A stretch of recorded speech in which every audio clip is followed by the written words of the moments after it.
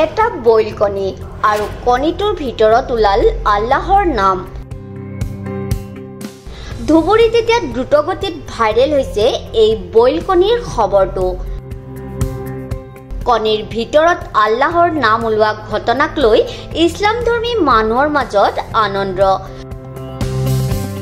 ধুবুৰীৰ ছাগলচৰা অঞ্চলৰ হাফিজুৰ আলীৰ ঘৰত কণী সিজাই বাকলি এৰাই খোৱাৰ সময়তে প্ৰত্যক্ষ কৰে আল্লাহৰ নাম।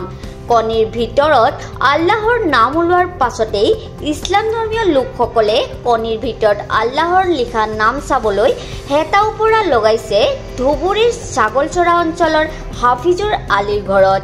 এই ঘটনাৰ পাছতে এতিয়া চাঞ্চল্যৰ সৃষ্টি হৈছে সমগ্ৰ অঞ্চলটোত। গম পাইছো আমালোকে একচুৱেলি সন্ধিয়া খোজ কাঢ়ো। এই মোৰ ভাতিজা হাফিজুৰ ৰহমান, এখেতে ভাতিজা হয়।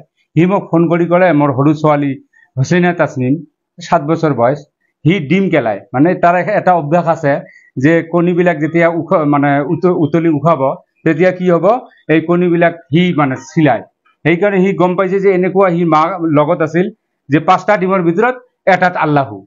এই এনেকৈ চিঞৰ বাখৰ কৰিলে, তাৰপিছত আমাক ফোন কৰিলে। আমি আহি নিজে সচক্ষে দেখিলোঁ, পানীত এনেকৈ মিলাই দেখিলোঁ যে সঁচাকৈ এইটো আল্লাহৰ মহিমা, এইটো কুদৰতৰ পৰা আহিছে। এইটোৱে আমাৰ বিশ্বাস যে আমাৰ ঘৰত কণীৰ ভিতৰত আল্লাহ ওলাইছে। মই কৈলোঁ যে কেনেকৈ ওলাইছে, তাৰপৰা সৰু ছোৱালীটো কণী আনিলে সি কেলায় আৰু কি কয়, এটা 5টা আনিছে, এটাত আল্লাহ ওলাইছে। মই লগে লগে ঘৰত আহিলোঁ, দেখিলোঁ তো হয়। News desk report, prime 24 India.